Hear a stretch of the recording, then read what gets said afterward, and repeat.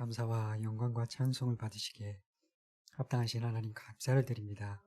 죄로 인해 비참한 상태에 빠져 어찌할 수 없었던 우리를 그냥 내버려 두지 않으시고 택하셔서 그 고통을 벗어나서 구원의 상태에 이를 수 있는 은혜를 허락하여 주심에 감사를 드립니다.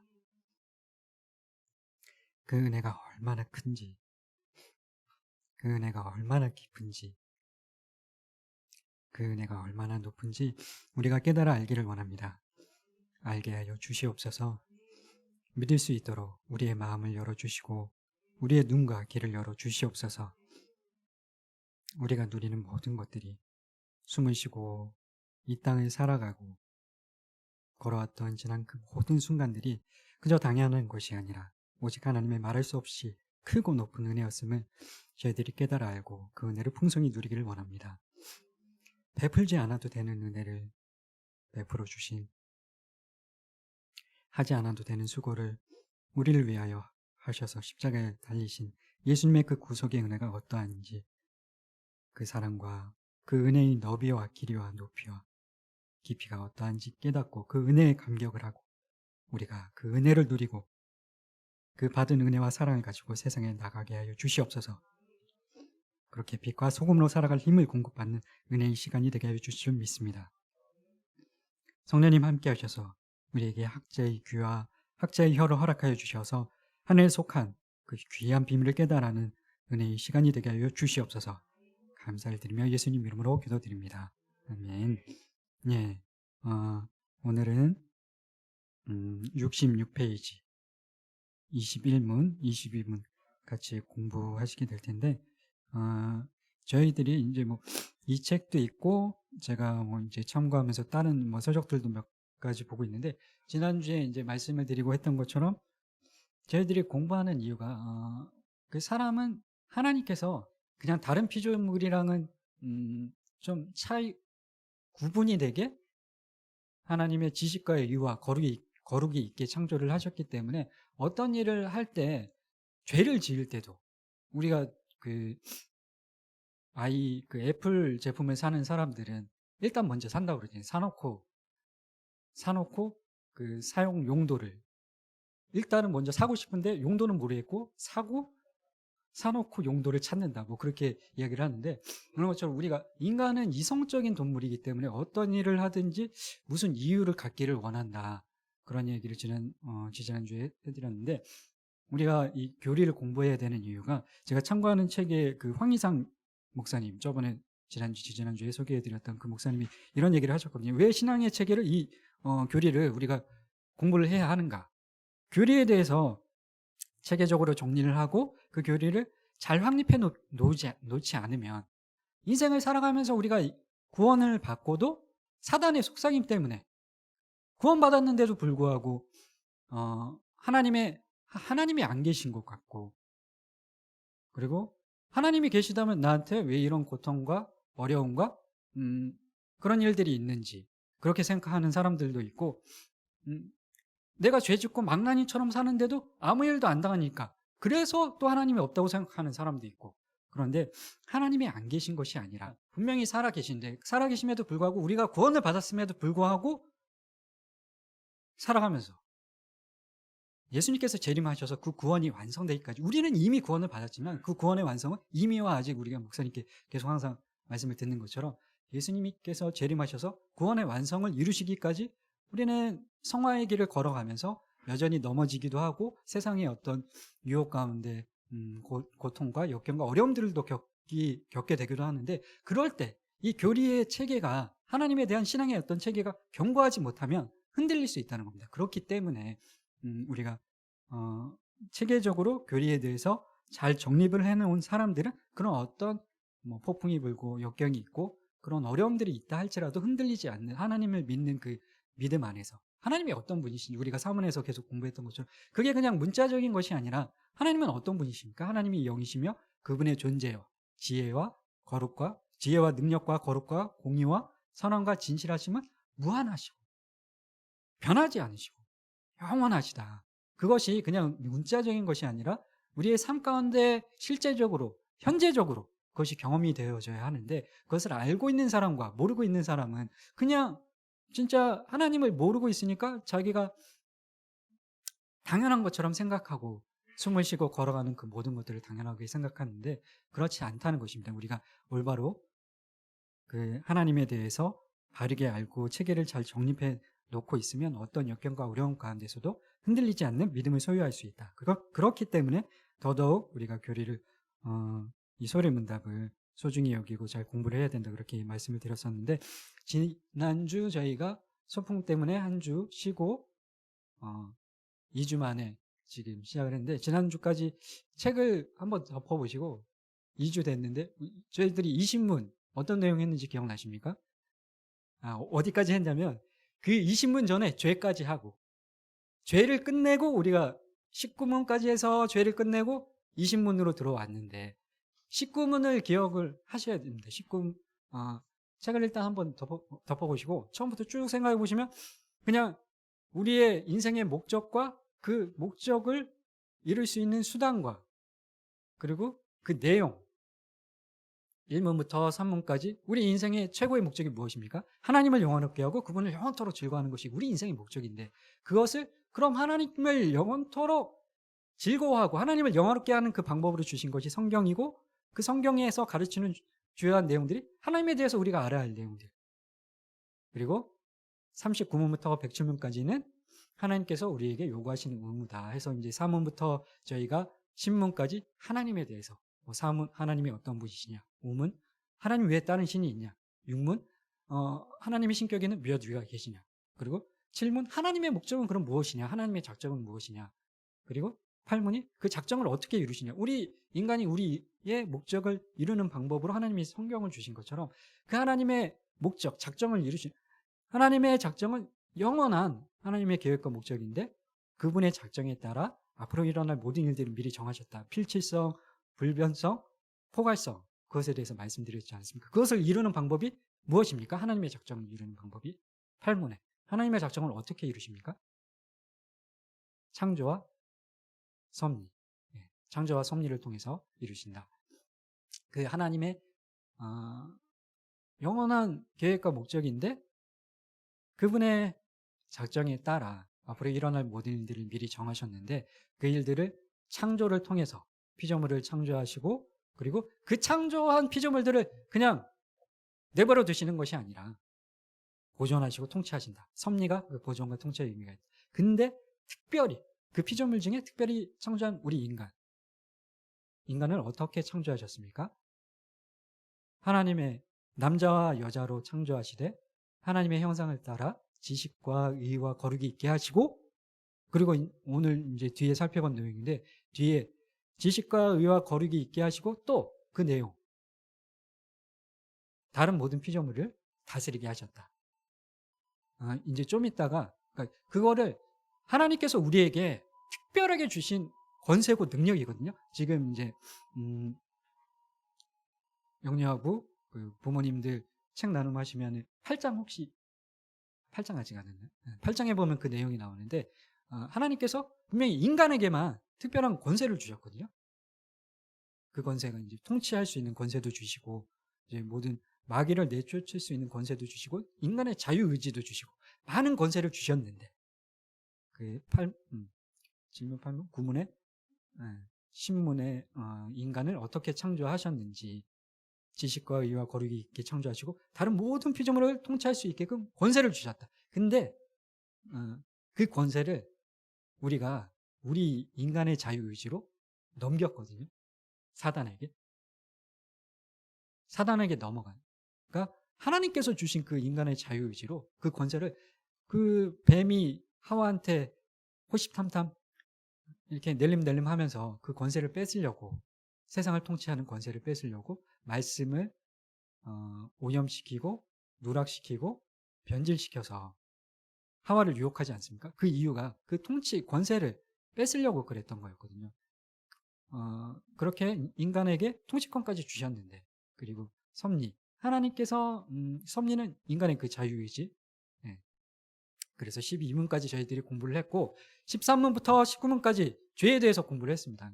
죄에 대해서 공부한 내용이 중요한 부분인 게 저희들이 저도 사실은 조금 공부를 하면서 막 이렇게 유쾌하기만 하고 그렇진 않았던 부분도 있었는데, 왜냐면 어렵고 힘든 부분들이니까. 근데 그것을 알아야 되는 이유가 지난 일들에 대해서 우리의 죄가 우리에게 어떤 나비 효과로 그 아담의 선악과를 따먹은 그 죄가 그게 뭐 얼마나 대수로운 일이라고 왜 우리에게 그 원죄가 대물림이 되고 그 비참의 상태에 네 가지 뭐라고 말씀드렸습니까? 하나님과의 관계 단절, 그리고 사람과 사람 사이의 관계 단절. 그 하나님께서는 가족 관계를 가정을 통해서 그 사람과의 사람 사이의 관계에 어떤 사랑과 은혜와 행복을 극대화시킬 수 있는 최소한의 기본적인 공동체로 가정을 허락하셨는데, 그 가정 남편과 아내가 다투게 되고 자녀와 부모가 다투게 되고 그런 어려움과 고통이 죄의 결과로, 아담의 불순종의 결과로, 그 나비 효과로 어마어마한, 저희들이 계속 이야기를 나누었던 것처럼 그냥 요즘 뉴스에 나온 자녀가 부모를 해하고 부모도 자녀를 죽이고 남편과 아내가 다투는 것을 넘어서 서로 그런 입에 담지 못할 그런 뉴스들을 저희들이 많이 보게 되는데, 그 죄의 나비 효과로 인간이 그런 고통들을 겪게 되었다. 그러하니 우리가 그 죄에 대해서 어떠한 제대로 알지 못하면 또다시 거기에 넘어지고 쓰러질 수 있는데, 그것이 얼마나 뜨겁고, 그러니까 우리가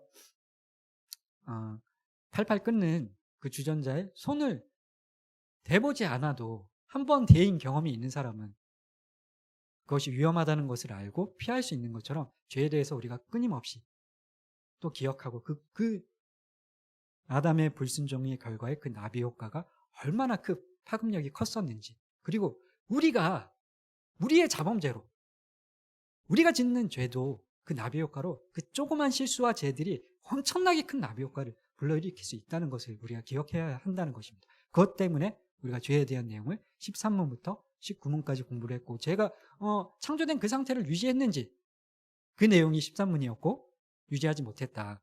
인간이 하나님께서 주신 자유의지로 하나님께 범죄하여 그 선악과를 따먹고 불순종했다.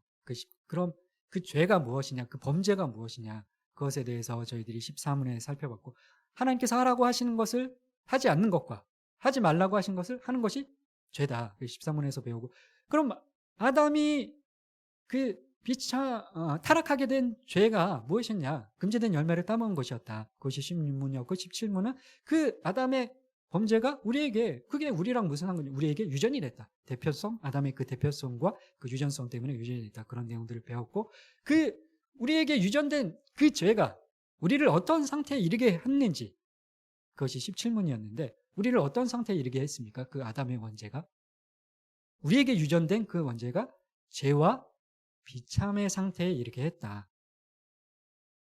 그리고 18문은 그럼 그 죄의 상태, 구체적인 그 죄의 상태는 무엇이냐? 원죄와 자범죄로 이루어져 있다. 아담으로부터 물려받은 원죄, 그리고 그 원죄를 통해서 actual transgression이라고, 실제적으로 우리가 그냥 추상적으로만 생각할 수 있는데 아담이 지은 죄가 뭐 우리한테 무슨 어떤 영향력이 있냐? 그것으로 비롯된, 그것으로부터 나오는, 아담의 원죄로부터 나오는, 우리가 우리의 선택으로 짓는 그 액츄얼, 실제적인 범죄, 그 자범죄를 어려운 단어라서 실제적인 죄라고 그렇게 이야기하시는 신학자들도 있거든요. 실제적인, 우리가 짓는 실제적인 죄들, 자범죄. 그 자범죄가 끊임없이 넘어지고 쓰러지고 죄를 짓는데, 그것을 경각심을 가지고 우리의 노력으로 구원을 받는 것은 아니지만 우리의 그 죄의 행위로 인해서 아담이 그러했던 것처럼 어마어마한 그 조그만 죄가 우리의 자녀에게, 내 주위의 사람들에게 어마어마한 악한 영향력을 미칠 수 있다는 것을 기억을 해야 한다는 것입니다. 우리의 그 실제적인 죄가, actual transgression이. 그리고 그럼 이제 마지막으로 19문이 그 비참의 구체적인 내용은 무엇입니까? 하나님과의 관계 단절, 인간과 인간 사이의 관계 단절, 그리고 뭐죠? 저도 아담과, 그리고 육체적인 영혼의 죽음, 그리고 영원한 지옥 형벌, 그렇게 네 가지다 말씀을 드렸었는데, 그럼 이제 이 신문이 거기에 꼬리를 물고 또 그럼 하나님께서 우리를 박승희 성도님 오늘 안 나오셨네? 하나님께서 우리를 그 죄와 비참의 상태에 계속 그 상태에 내버려 두셨는가? 그게 이 신문이었습니다. 네. 그래서 지난주까지 저희들이 그 내용을 쭉 이제 훑어봤고, 죄와 비참한 상태에 내버려 두셨습니까? 모든 인류를. 거기서 이제 저희들이 좀 보충해야 될 부분이, 그러니까 하나님의 그 모든 인류를 죄와 비참의 상태에 내버려 두셨냐? 그게 이 신문의 질문이었는데, 로마서 1장에 보시면 저희들이 반복되는 표현이 있거든요. 로마서 1장 한번 찾아보겠습니다. 이게 1장에 보시면 24절 같이 함께 한번 읽어보도록 하겠습니다. 1장 24절. 그러므로 하나님께서 시작. 마음의 정욕대로 더러움에 내버려 두사 그들의 몸을 서로 욕되게 하셨으니. 네. 그리고 26절 시작. 그들을 부끄러운 욕심에 내버려 두셨으니 곧 그들의 여자들도 순리대로 쓸 것을 바꾸어 영리로 쓰며. 네. 또 28절 시작. 하나님 두기를 싫어하며 하나님께서 그들을 그 상실한 마음대로 내버려 두사 합당하지 못한 일을 하게 하셨으니. 29절 30절까지 계속 한번 읽어보도록 하겠습니다. 시작. 네. 탐욕, 악의가 가득한 자요, 시기, 살인, 분쟁, 사기, 악독이 가득한 자요, 비방하는 자요, 하나님께서 미워하시는 자요, 능욕하는 자요, 교만한 자요, 자랑하는 자요, 악을 도모하는 자요, 부모를 거역하는 자요. 아멘. 예. 이 신문의 질문이 저희들이 13문부터 19문까지 그 죄의 양상에 대해서, 상태에 대해서, 그 상태라는 단어가 계속 이제 반복이 되는데, 타락의 상태, 그리고 뭐 죄의 상태, 그리고 비참의 상태. 그 죄와 비참의 상태에 그냥 내버려 두셨는가? 모든 인류를 그 상태에 내버려 두셨는가? 그 상태에 그냥 내버려 두셨다고 하면 얼마나 우리가 소망이 없고 절망적이고 괴롭고 고통스러울 수밖에 없지 않겠습니까? 근데 모든 인류 중에 그 모든이라는 단어가 좀 보충이 돼야 되는 이유가, 일부는 이렇게 로마서 1장 저희들이 읽어봤던 것처럼 일부는 그냥 그대로 내버려 두셨다는 겁니다. 그 죄와 비참의 상태 그냥 그대로 그들의 육신의 정욕대로 더러움에 내버려 두셨고, 24절, 그리고 26절에 부끄러운 욕심에 내버려 두셨고, 1장 28절에 보시면 상실한 마음대로 내버려 두셨다. 그 죄와 비참의 상태에 내버려 두셨다. 근데 어떤 사람들은 선택을 해서 내버려 둔 사람들은 유기된 사람들이고, 우리는 그 죄와 비참한 상태에서 건져내셔서 하나님께서, 근데 어떻게 건져내셨냐? 그 답이 기쁘신 뜻에 따라, 영원전부터 하나님께서 그 기쁘신 뜻에 따라 어떤 사람들을 선택하시고 그 선택한 사람들에게 영생을 주기로 하시고 은혜의 언약을 맺어서 구속자를 통해 그 선택한 자들에게, 그 선택한 자들을 죄와 비참으로부터 해방시켜서 구원에 이르게 해주셨다. 그것이 이신문이었습니다. 우리에게 은혜의 언약이라고 하는, 그냥 죄와 비참의 상태, 그것이 사실은 당연한 것이거든요. 우리가 오늘 찬양도 불렀지만 선악과를 따먹었기 때문에 죄와 비참의 상태에 빠져서 하나님과의 관계가 단절이 되고, 그리고 계속 가정 안에서 세상 사람들과 살면서 전쟁과 시기와 살인과 그런 것들이 끊이지 않아야 되는 로마서 1장 29절 30절에 저희들이 읽었던 것처럼 탐욕과 비방과 시기, 사랑, 수군거림, 음란함, 더러움, 호색함, 그런 서로 싸우고 다투고 그 괴로운 상태에 빠져 있어야 되는 게 당연한 존재들이었었는데도 불구하고 하나님께서 특별히 어떤 사람들을 선택하셔서 그냥 내버려 두신 것이 아니라 구원에 이르게 하셨다. 근데 어떻게? 구속자를 통해.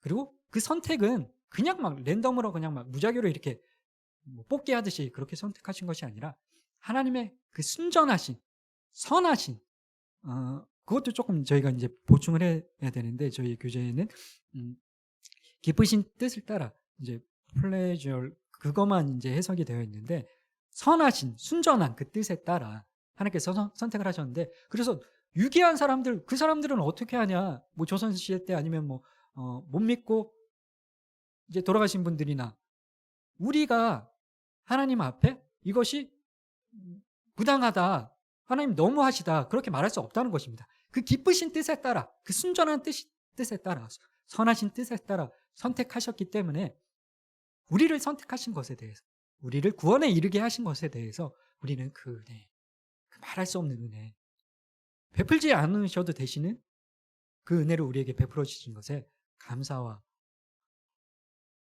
찬송과 영광을 올려드리고, 어떤 역경과 아픔 가운데서도 그 은혜로 힘을 내서 살아가면 되는 것입니다. 근데 그 우리를 죄와 비참의 상태에서 건져내어 구원의 상태에 이르게 하시는 방법이 구속자를 통해서 하신다. 그럼 그 구속자는 누구냐? 오늘 배우는 내용이 그 구속자에 대한 내용입니다. 같이 함께 21문과 답변 같이 함께 읽어보도록 하겠습니다. 21문 저희들 교재로 66페이지 시작.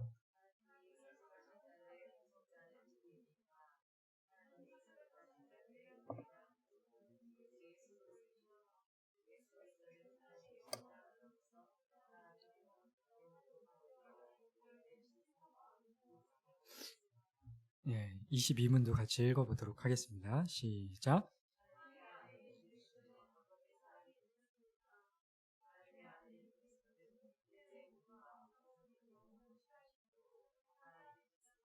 성령의 능력으로 수태하여 동정녀 마리아의 몸에서 태어나셨으나 죄는 없습니다. 예. 그래서 이 신문에서 우리를 죄와 비참한 상태에 그냥 내버려 두신 것이 아니라, 어떤 사람들은 위기당하고 내버려 두셨는데, 로마서 1장에 저희들이 살펴봤던 것처럼, 근데 우리는 하나님께서 선택하셔서 이곳으로 불러 모아주시고 그 죄와 비참한 상태에서 벗어날 수 있도록 구원에 이를 수 있는 은혜를 우리에게 허락하셨는데, 어떤 방법으로? 누구를 통해? 구속자를 통해 그 일을 이루신다. 구속자가 그럼 누구시냐? 그것이 21문이었는데, 하나님이 선택하신 자들의 유일한 구속자는 주 예수 그리스도. 거기에 유일한 구속자는 주 예수 그리스도. 거기에 가로를 한번 쳐보시고, 유일한 구속자는 예수 그리스도. 거기에 가로를 치시고, 예수 그리스도는 하나님의 영원한 아들. 하나님의 영원한 아들. 그리고 또 사람이 되어,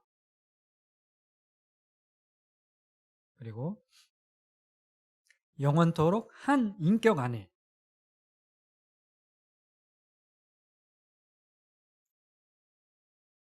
그리고 구별된 신성과 인성을 가지고 있습니다. 하나님이 선택하신 자들의 구속자는 누구냐? 그 유일한 구속자는, 그러니까 다른 구속자를 우리에게 주신 일이 없고 오직 예수님을 우리의 구속자로 주셨다. 유일한 구속자는 주 예수 그리스도다. 그리고 그분은 하나님의 영원한 아들이시다. 근데 하나님의 영원한 아들이신데 사람이 되셨다. 그리고 그럼 영원토록 한 인격 안에 구별된 신성과 인성을 가지고 계시다. 영원토록 한 인격 안에. 그러니까 이 땅에 오셔서 십자가에 달리실 때까지만 신성과 인성을 가지고 계셨던 것이 아니라, 저희들이 혹시 그 1대1 양육 대부분 다 하셨죠. 여기 계신 분들은 다 하신 것 같은데 안 하신 분, 1대1 양육 그 안 받으신 분. 선생님 원래 아시니까, 반장님은 뭐 그 내용을 아시니까, 그 1대1 양육에서 저희들이 배웠던 내용이거든요. 맨 처음 1과 예수님이 누구시냐, 거기에서 저희들이 다 했던 내용입니다. 기억이 나실 겁니다. 나실 건데, 이제 쭉 해보시면 기억이 나실 건데, 예수님이 누구십니까? 이제 그 구속자가 누구인지 저희들이 배우는 건데, 그 내용들이 이미 저희들이 공부했던 내용이기 때문에, 예수님은 하나님이시면서, 완전한 하나님이시면서 완전한 사람이셨고, 근데 죄는 없으셨다. 그게 저희들이 그 1대1 양육하면서 배웠던 핵심적인 내용이거든요. 완전한 하나님이시면서 완전한 인간이셨고, 그런데 죄는 없으셨다. 그분이 유일한 우리의 구속자가 되신다. 이제 오늘 배우는 내용이 그것을 토대로 해서 왜 22문에, 그러니까 그때 일과에 배웠던 내용들의 조금 연장성인데, 그래서 금방 오늘은 끝날 겁니다. 금방 끝날 겁니다.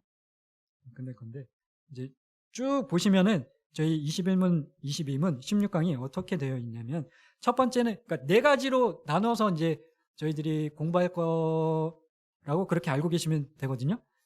네 가지 이제 챕터로 그렇게 나눠 볼 수 있는데, 첫 번째는 66페이지에 보시면 구속에 대한 내용, 그 구속자.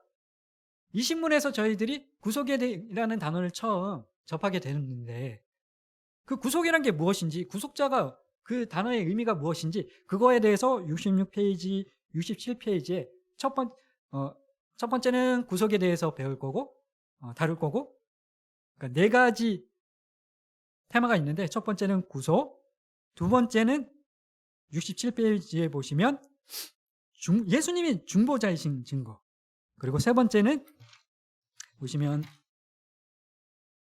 70페이지에 예수님이 완전한 사람이신 증거, 그리고 네 번째는 71페이지에 보시면 예수님께서 하나님이셔야 하는 이유, 그리고 인간이셔야 하는 이유. 그러니까 증거, 앞에는 이제 증거고, 2번과 3번은, 2번은 중보자이신 증거, 3번은 완전한 사람이신 증거, 그리고 4번은 예수님께서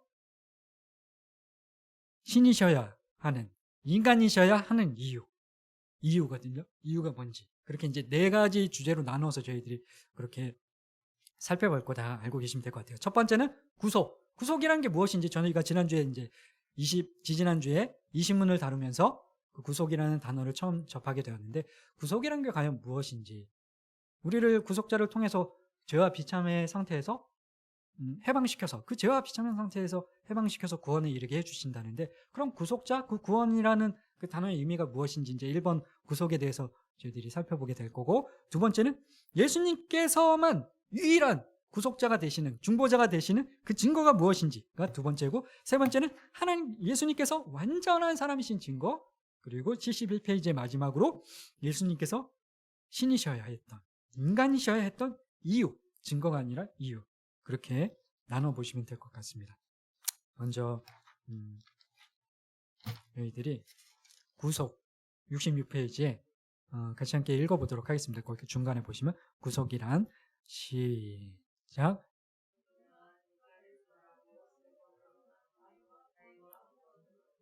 네, 제가 카톡방에 그 단어를 올려드렸는데, 보시면 뭐 여러 의미가 있는데, 이제 지난주에 저희들이 봤던 그 이신문 원문을 보시면 그 리디머, 그 구속자를 리디머라고 이제 표현을 했거든요. 그 원문에 소회리 문답에 1647년에 그 웨스트민스터 공의회에서 이렇게 완성이 된 그 소회리 문답 원문에 리디머라고 되어 있습니다. 리디머라고 되어 있는데, 이게 구속자, 그 자체로 구속자라는 의미도 있고, 이제 다시 한번 그 단어 리디머 보여주시면, 되사는 사람, 뭐 저당 잡힌 것을 도로 찾는 사람, 사전적으로 뭐 또 그런 의미가 있다고 합니다. 그러니까 구속이라는 것이 내가 무엇을 이제 지금은 뭐 전당포 그런 게 없는데 옛날에는 전당포라는 게 있었거든요. 전당포는 뭐 이제 금이나 아니면 뭐 이런 돈이 급전이 필요할 때 내 귀중품을 맡기고 이제 돈을 빌려서 나중에 이제 돈을 뭐 10만 원을 빌렸다 하면 그 귀중품을 찾으러 갈 때 11만 원을 주고 귀중품을 뭐 도로 다시 찾아오는 뭐 그런 그 전당포라는 곳이 있었는데 그것을 그러니까 저당 잡혔던 것을 도로 찾아오는 사람, 되사는 사람, 구속자, 리디머가 그리고 그렇게 사전적인 의미가 있고 대가를 지불하고 우리 책에도 대가를 지불하고 소유권을 회복시켜 주거나 자유와 구원을 얻는 일인데 여기서 그 대가를 지불하고 소유권을 회복하거나 자유와 구원을 얻는 일인데 이게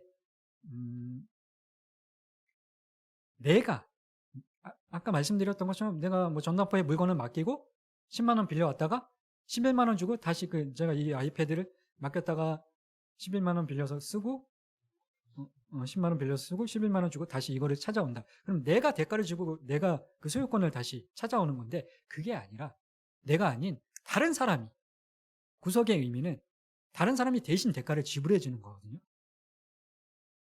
다른 사람들이 내 소유권을 회복시켜 주기 위해서 자신의 재산을 충당해서 그 재정적인 손실을 감수하고 그 사람의 제 아이패드의 소유권을 전당포에 가서 우리 아버지가 아니면 제 사랑하는 사람이 대신 찾아와 주는 겁니다. 그런 의미가 있는데 그 구속죄는 그 성경의 구약에 나오면은 그 구속의 내용에 대해서 예수님께서 우리의 구속자가 유일한 죄와 비참한 상태에서 건져내신 해방시켜 주시는 유일한 구속자가 되시는데 우리 인간들도 그런 행위들을 하거든요. 전당포에 맡기고 대신 아버지가 제 걸 찾아와 주는 그런 것처럼 구약에 그런 내용들이 많이 있었습니다. 그 예수님의 모습을 예표하는 그런 내용들이 우리가 그냥 예수님이 딱 선악과 따먹자마자 즉각 그때 하나님께서 가죽 옷을 입혀주셨을 때 뭐 죄와 비참의 어떤 그런 상태도 경험해 보지 않고 땅을 갈고 뭐 싸우고 다투고 가인과 아벨이 죽이고 뭐 불순종하고 서로 시기 다툼 살인 음란 호색 그런 것들도 경험하지 않고 바로 딱 예수님께서 오신 것이 아니라 그 죄와 육신의 정욕과 그 더러움에 상실한 마음 그대로 사단의 노예가 되어서 자범죄들을 짓는 그런 모습들도 우리 안에 있었지만 그렇지 않은 모습들 하나님께서 택하신 어떤 특정한 사람들을 통해서 선한 일을 하셨거든요. 내가 내 안에 착한 일을 시작했노라. 그 일을 내가 이루겠노라. 우리 안에 어떤 사람들을 택하셔서 우리가 우리의 노력과 우리의 의지로 하는 것이 아니라 하나님께서 그 착한 일을 하게 하셨는데 오늘 이제 저희들이 읽어보게 될 룻기에도 그런 내용이 나오고 레위기에 보면 하나님께서 또 명령을 하셨어요. 그 부분을 너희 친족 중에 누가 돈이 없어서 그러니까 그때 당시에 이스라엘 백성들에게는 하나님께서 땅을 다 가나안 땅을 정복하고 나서 12지파에게 각자 땅을 그 지파별로 기업을 정해 주시지 않았습니까? 줄로 재어 주신 구역들이 다 있었는데 그 지파별로 자신의 그 구역들이 있었고 그 지파 안에 각 가문별로 가정별로 자기의 땅과 자기의 소유들이 있었는데 기근과 전쟁과 다툼과 시기 때문에 그런 배고프고 고통당하고 아니면 욕심 때문에 그런 땅을 팔면 안 되는 계속 물려줘야 되는 자녀들에게 유산으로 기업으로 물려줘야 될 것들을 어쩔 수 없이 죄로 인해서 아니면 뭐 하나님의 섭리에 의해서 팔아버린 사람들이 있었거든요. 빼앗긴 사람들, 팔아버린 사람들. 그 사람들의 소유권을 가까운 친족이 찾아줘라. 하나님께서 명령을 하셨는데 그 내용이 레위기 25장 25절입니다. 같이 함께 읽어보도록 하겠습니다. 시작.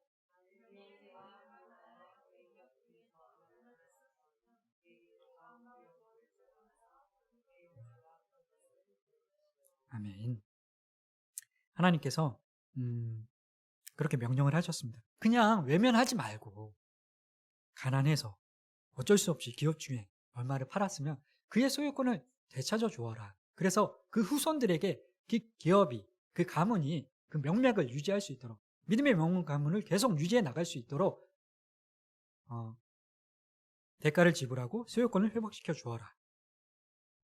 이제 그것은 이제 기업 모르는 제도, 고엘 제도, 저희들이 많이 들어왔던 것처럼 그것을 하나님께서 명령을 하셨는데 또 룻기에 그 내용들이 나옵니다. 같이 함께 1절로 10절 말씀 제가 먼저 읽고 교독해 보시도록 하겠습니다. 보아스가 성문으로 올라가서 거기 앉아 있더니 마침 보아스가 말하던 기업 물을 자가 지나가는지라. 보아스가 그에게 이르되 아무개여 이리 와서 앉으라 하니 그가 와서 앉으매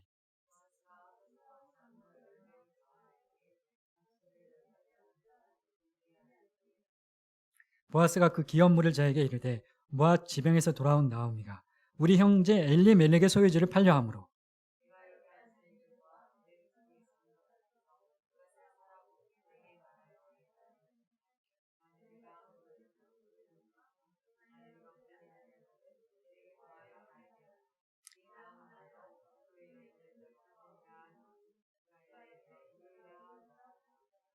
보아스가 이르되 내가 나오미의 손에서 그 밭을 사는 날에 곧 죽은 자의 아내 모압 여인 룻에게서 사서 그 죽은 자의 기업을 그의 이름으로 세워야 할지니라 하니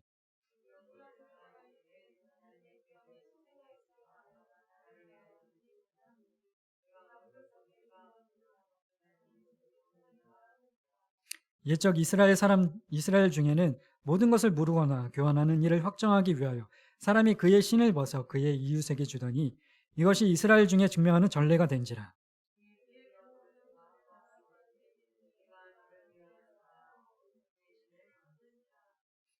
보아스가 장로들과 모든 백성에게 이르되 내가 엘리멜렉과 기룡과 말론에게 있던 모든 것을 나오미의 손에서 산 이래 너희가 오늘 증인이 되었고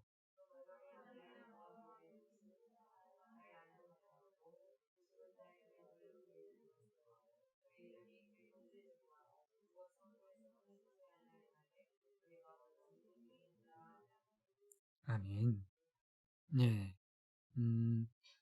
쭉 내용을 보시면 뭐 룻기 내용을 다 잘 아실 텐데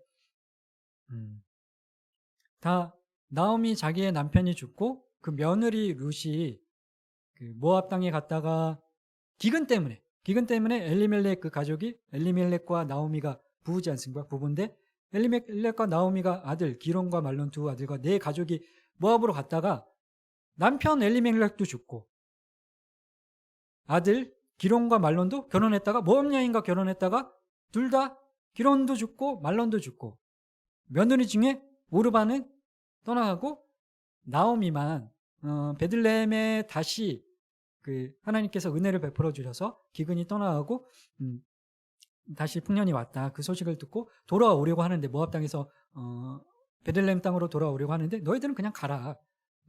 내가 자녀 아들을 낳아줄 수도 없고 남편을 구해줄 수도 없으니까 오르바 룻에게 가라고 했는데 룻만 따라오지 않습니까? 저는 어머니가 가시는 곳에 저도 가고 어머님께서 머무시는 곳에 나도 머물고 어머니께서 죽으시는 곳에서 나도 죽어서 나도 거기에 묻히겠다. 어머니의 사랑하는 백성이 나의 사랑하는 백성이 되고 어머니의 사랑하는 하나님이 나의 하나님이 되리니 나를 떠나가라 하지 마셔라. 내가 어머니를 떠나면 하나님께서 내 위에 벌을 내리시고 벌을 내리시기를 원하노라. 이제 1장에 보면 그런 내용들이 나오는데 16절, 17절에 그렇게 해서 룻만 하지 않아도 되는 수고를 룻이 시어머니에게 베풀지 않아도 되는 친절과 호의를 오르바처럼 사실 떠나갔어도 되는데도 불구하고 룻이 보았던 하나님은 자신의 남편을 시아버지를 시부 언니의 아무튼 남편의 형님을 그렇게 뺏어봤던 하나님이셨는데 그럼에도 불구하고 어머니가 믿는 하나님을 그 하나님을 믿고 어머니를 그냥 보낼 수 없어. 그 노모를 자신의 친부모님도 아닌데 같이 함께 자신의 고향과 자신의 민족들을, 가족들을 자신의 그 편하게 지낼 수 있는 그 고향을 떠나서 어머니를 보살피기 위해서 어머니와 함께 베들레헴으로 룻이 오지 않았습니까? 그렇게 베풀지 않아도 되는 호의를, 하지 않아도 되는 수고를 나오미에게 보여줬었는데, 그렇게 왔는데 어떤 일이 벌어졌느냐. 나오미에게 엘리멜렉의 그 땅이 있었는데, 기업, 아까 말씀드렸던 각 지파별로 하나님께서 구역을 정해 주셨고 땅을 배분해 주셨고, 가나안 땅을, 그 중에서 엘리멜렉에게 배정이 됐던 그 땅이 있었는데, 엘리멜렉도 죽고 기론도 죽고 말론도 죽으니까 누가 그 땅의 소유를 계속 이어갈 수 있는, 그 기업을 이어갈 수 있는 후손이 없지 않습니까? 그래서 나오미가 처분을 해야 되는데 완전 남한테 처분하는 것이 아니라 그 고엘 제도에 이거해서 가까운 친족인 보아스와 그리고 이름이 무명인 기업 물을 자에게, 가급적이면 그 사람들에게 팔아서 그 사람들을 통해서 엘리멜렉의 가문에 그 믿음의 가문을 계속 유지시켜주기 위해서 그런 것들을 계획을 하고 있었는데, 그래서 나오미가 몰래 그 보아스의 침실에 룻을 침투시키지 않습니까? 기업 물을 자니까 가서 그에게 그 의무를 요청을 해라. 근데 문제가 자기보다 선순위 가까운, 저희들이 25장, 레위기 25장 25절을 보시면 그에게 가까운 기업 물을 자가 와서 먼저 선순위, 제일 가까운 친족이 그 기업 물을 그 자격이 있는 선순위가 되는데, 보아스보다 선순위가 있었기 때문에 그냥 만약에 보아스도 하지 않아도 되는, 룻에게 그렇게 사실은 요청을 한다고 해도, 여기 보시면 저희들이 읽어봤던 것처럼 선순위 되는 기업 물을 자가 사양하지 않습니까? 거부하지 않습니까? 보아스도 그럴 수 있었거든요.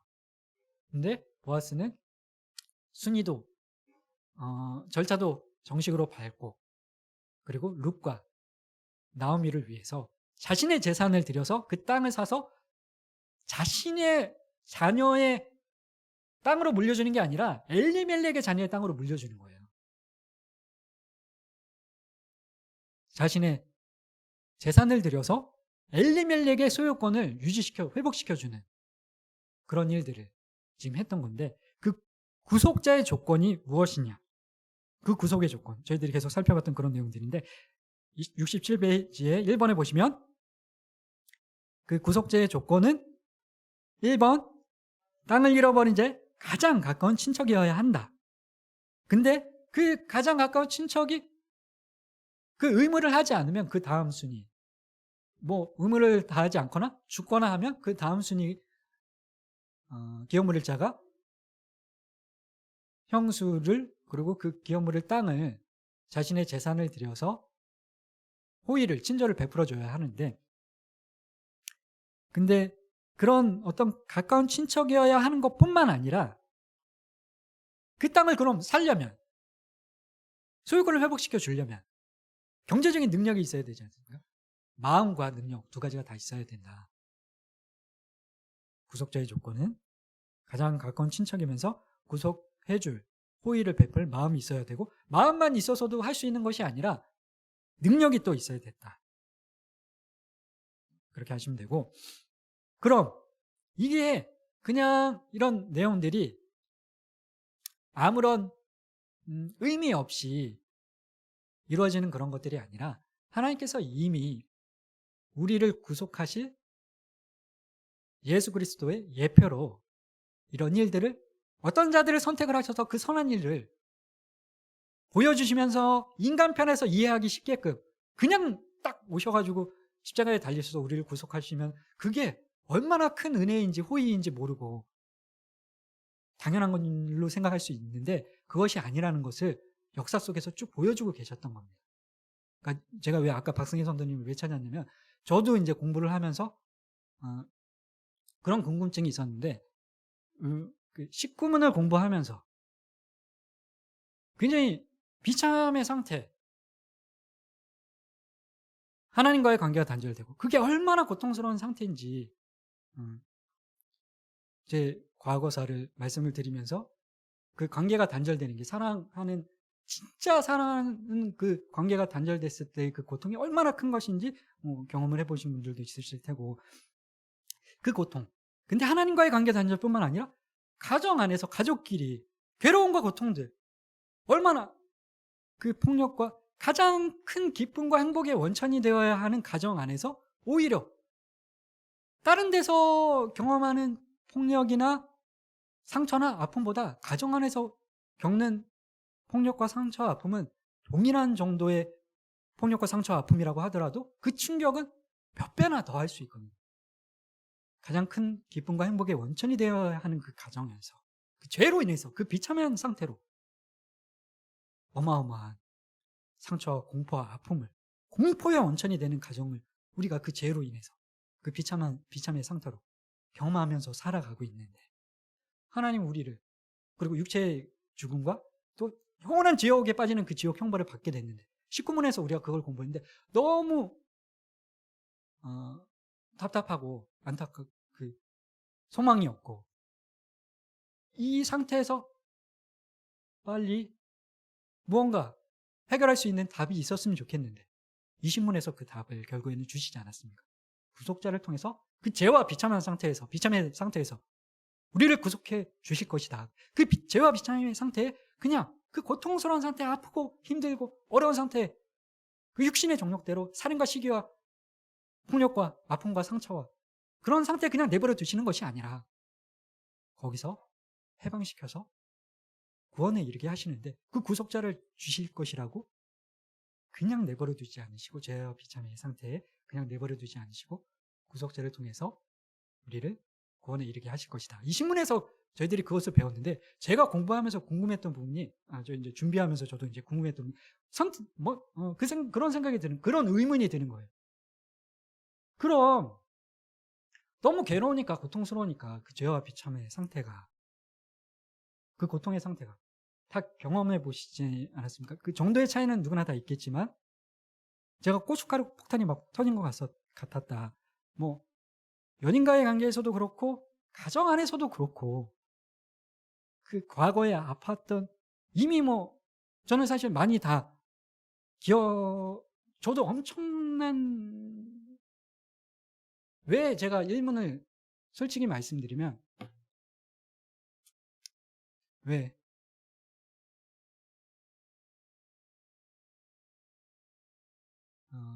왜 일문에 제가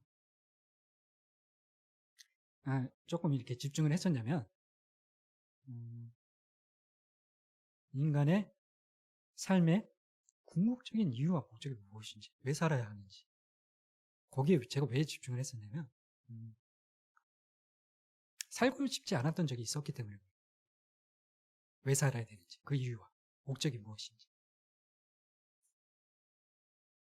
사는 게 그때 그 사건 때문에 그랬던 것이 아니라, 그런, 너무 누구나 다 그런 경험들이 정도의 차이는 있겠지만 다 있으실 텐데, 사람과의 관계 속에, 직장 안에서, 가정 안에서, 연인과의 관계 속에, 지금도 그럴 수도 있고, 근데 이미 저는 그 복음으로, 예수님의 은혜로 이미 다, 그게 20대 초반의 일이었었는데 저 질문을 저는 계속하고 살았었거든요. 내가 왜 살아야 하는지, 궁극적인 이유와 목적이 무엇인지, 죽지 않아야 될 이유가 무엇인지, 그런 고민들 했던 적이 있었는데, 20대 초반에 그 죄와 비참의 상태가 우리를 그렇게 고통스럽게 만드는데, 예수님의 그 복음으로 다 잊어버리고 치유되고 이제는 기쁨과 은혜 가운데 살아가는데, 근데 다시 또 우리가 13문부터 19문을 공부를 하면서 그 죄와 비참한 상태에 대해서 공부를 하면서 생각해, 저는 이제 다시 그때가 생각났다는 건 아니고, 너무 괴롭고 고통스러우니까 그 비참의 상태가 죽고 싶을 정도의 그런 상태들을 한 번씩 경험해 보게 될 수 있는데, 이 신문을 공부하면서 그런 생각이 드는 거예요. 빨리 오셔서 그럼 구속자를 통해서 그 죄와 비참한 상태에서 해방시켜서 구원에 이르게 하신다는데, 그럼 바로 선악과 따먹고 나서 바로 하나님이, 예수님이 오셨으면 좋았을 텐데 왜 바로 오시지 않았을까?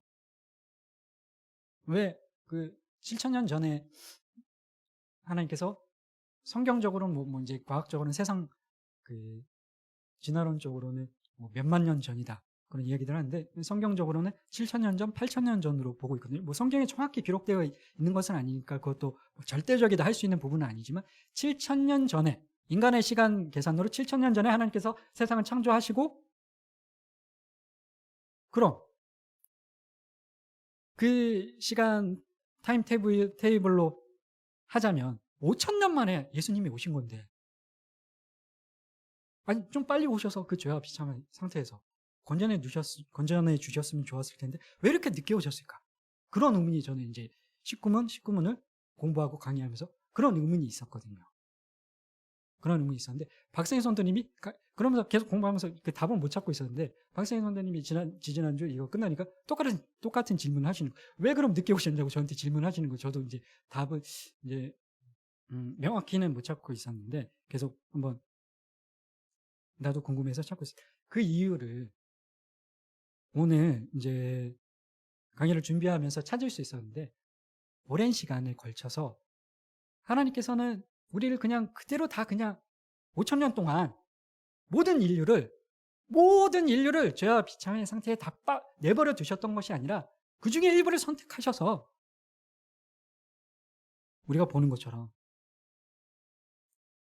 그 죄와 비참의 상태에서 해방시켜서 은혜를 누리게 하는 그런 일들이 구약 안에 기록이 되어 있거든요. 예수님의 예표로 사람을 통해서 그 일들을 하셨던 것들을, 그것을 보여주시기 위해서 그냥 딱 7,000년 전에 아담이 따먹자마자 그때 딱 오셨으면 우리가 잘 이해도 못하고 그 은혜가 얼마나 큰지, 그 의미가 무엇인지도 모를 텐데, 룻을 통해서, 누구를 통해서 그 구속의 의미가, 그 고엘의 의미가 무엇인지 우리 인간 편에서 이해하기 쉽게 차근차근 우리에게 알려주시는 그런 과정이었지 않았을까. 5,000년 만에 오신 이유가 바로 즉각 오시지 않고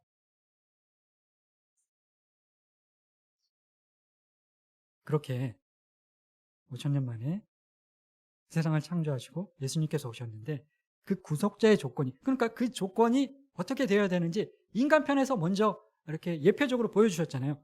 가장 가까운 친척이어야 하고 마음이 있어야 되고, 대신할 마음이 있어야 되고, 마음만 있어서도 되는 게 아니라 경제적인 능력이 있어야 된다.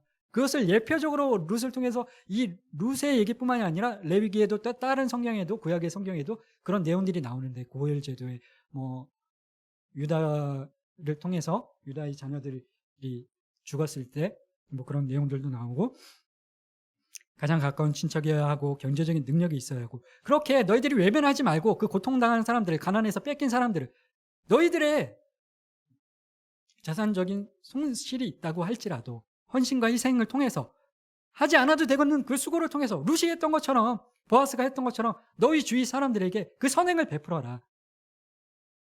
예표적으로 사람을 통해서 예수님이 하실 그 일들을 우리가 이해할 수 있게끔 보여주시고, 그 기준과 근거와 그 의미가 무엇인지 보여주셨는데, 하나님의 버림을 받은 인간들을, 근데 그것은 인간이 인간에게 했던 것들이고, 우리 원죄로 인해서 하나님과의 관계가 단절이 되고, 사람과 사람 사이에 관계가 단절이 되고, 육체의 죽음과 영원한 지옥의 형벌을 받을 수밖에 없는 그 인간을 구속하기 위한 구속자의 조건은 두 가지다. 67페이지 1번, 2번 읽어보도록 하겠습니다. 시작. 동일한 인간이어야 한다. 2번, 인간이 남의, 우리 친족의 자녀를, 대를 이어주는 것이나, 아니면 기업을, 가문을 이어주는 일이나, 그런 것들은 가까운 친족, 뭐 경제적인 능력, 그런 것들이 있어야 되는데,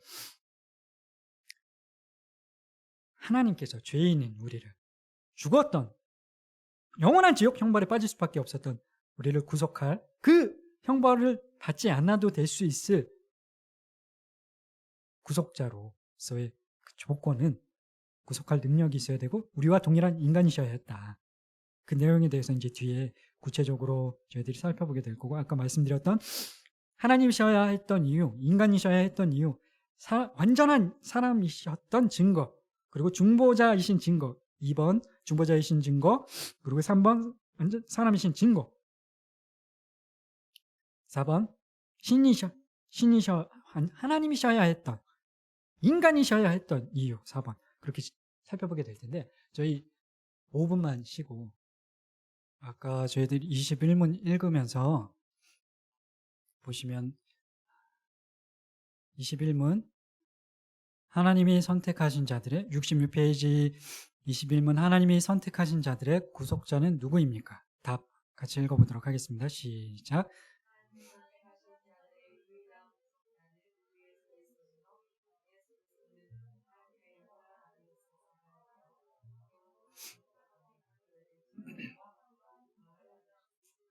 네. 여기 보시면 맨 마지막 단에 영원토록 한 인격 안에 구별된 신성과 인성을 가지고 계시다. 그러니까 저는 이제 오랫동안 신앙생활을 하고 또 작년에 신학교를 입학을 하고 올해까지 공부를 하면서도 최근까지도 몰랐던 부분이, 이거를 저도 이제 공부를 해서 사모님한테 배우지 않았습니까? 저희 다른 순자님들과 같이 함께 배웠었는데도 망각하고 있었던 부분이, 예수님이 저는 이 땅에 계실 때만 완전한 인성을 가지고 계신 줄 알았거든요. 하늘로 승천하시고서는 이제 완전한 인성이 아니라 완전한 신성만 가지고 계신 줄 알았는데, 하늘에 부활 승천하셔 지금 하나님 보좌 우편에 앉아 계시는 지금 이때에도, 하늘에 계신 이때에도 인성을 동시에 가지고 계시다. 혹시 아셨던 분 계시나요? 저는 당연히 저는 이제 승천하셨으니까 이 땅에 계실 때만 배고픔과 피로와 고통과 잠을 자셔야 하고 주무셔야 하고 이 땅에 계실 때만 그런 줄 알았는데, 보시면 영원토록 한 인격 안에 구별된 신성과 인성을 가지고 계시다. 근데 이게 그냥 이렇게 거기 1647년에 그 신학자들이 적은 것이 아니라 성경에 이제 나와 있는 내용인데, 제가 성경 말씀을 못 찾아왔는데 어디 기록이 되어 있습니다. 성경에 그 부활 승천하신 상태에서도 지금 하나님의 하늘 보좌에 앉아 계시는 그 상태에서도 인성을 가지고 계시다는데, 저는 이제 그게 궁금했거든요. 왜 그럴까? 궁금하지 않으십니까? 왜 그냥 신성만 가지고면 되실 것 같은데, 이 땅에 계실 때만 인성을 가지고 십자가에 달리실 때만 우리의 죄를 대속하시기 위해서 그 고난과 고통을, 그 짐을 십자가를 대신 감당하시는 것이니까, 이 땅에 계실 때만 인성이라는 그 본성이, 성품이 이 땅에 계실 때만 있으면 되는 거 아닌가, 그런 생각이 들었었는데, 왜 그럴까요? 왜 하늘 보좌 옆에 앉아 계시면서도 왜 인성을 가지고 계실까요? 거기에 대해서 그러면서 이제 잘 모르다가 막 여러 가지 찾아보다가 결국에 이 얘기를 듣고 조금 이해가 됐는데, 정확하진 않을 수 있는데, 왜 여전히 영원토록 그 인성을 왜 가지고 계시냐, 예수님께서.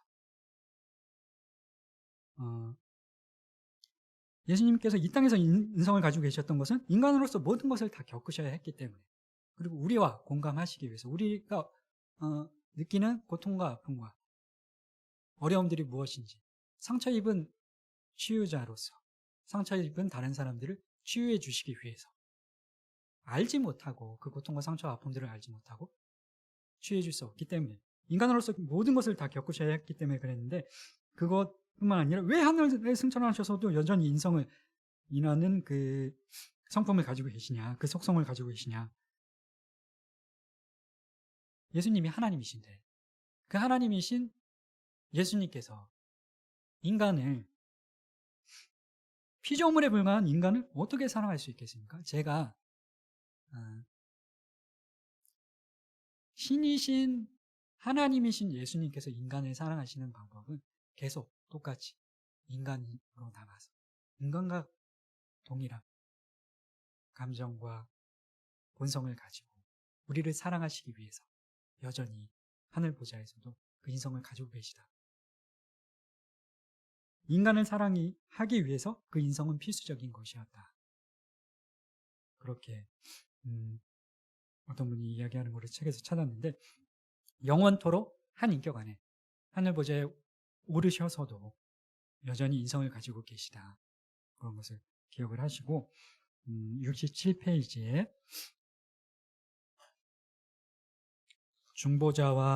중보자이신 근거, 완전한 자격을 가지신 중보자이신 근거가 다른 말로 이제 구속자이신 근거, 완전한 사람이신 증거, 이제 인간이신 이유 살펴보게 될 텐데, 완전한 자격이신 중보자이신 증거는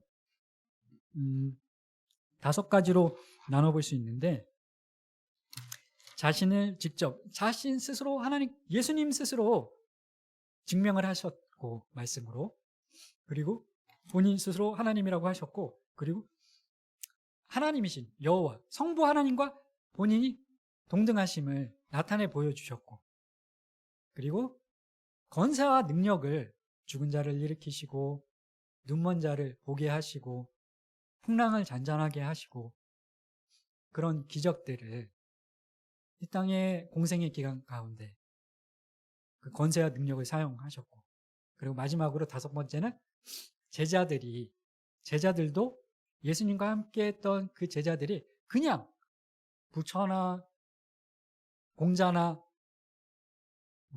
다른 그런 소크라테스나 그런 성인들이라고 하는 사람들의 제자들처럼 좀 인간 중에 뛰어난 사람으로, 스승으로 그렇게 알고 제자들이 따랐던 것이 아니라, 제자들도 예수님께서 하나님이심을 알고 고백하며 그렇게 따랐기 때문에 그것들이 증거가 된다, 이렇게 얘기를 하고 있거든요. 그러니까 5가지인데, 예수님 스스로 말씀으로 증거를 하고 계시고, 하나님과 동등됨을 나타내 보여주셨고, 권세와 능력을 나타내 보여주셨고, 그 제자들이 또한 예수님이 하나님이심을 증거를 했는데, 먼저 67페이지 1번, 예수님께서 자신을 소개하실 때 하나님이라고 말씀을 하셨다.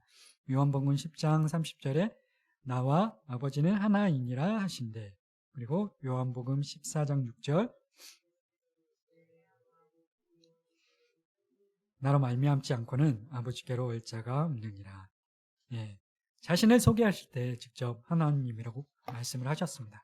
그리고 예수님께서는 하나님을, 그러니까 친밀한 하나님을 아버지라고 부르면서, 아바 아버지라고 부르면서 친밀한 관계임을 말씀을 하셨는데, 마가복음 14장 36절 시작.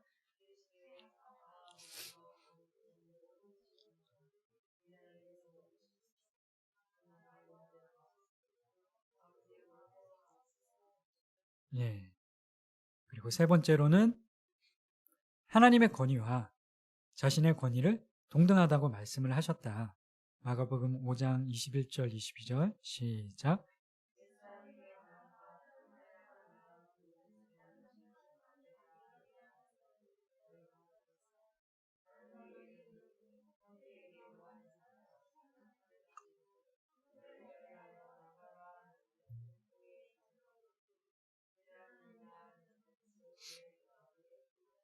아멘.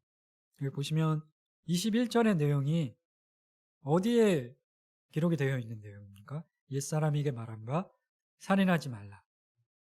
십계명에 성부 하나님께서 구약에서 출애굽기 20장에서 그 모세에게 하나님께서 주신 십계명인데,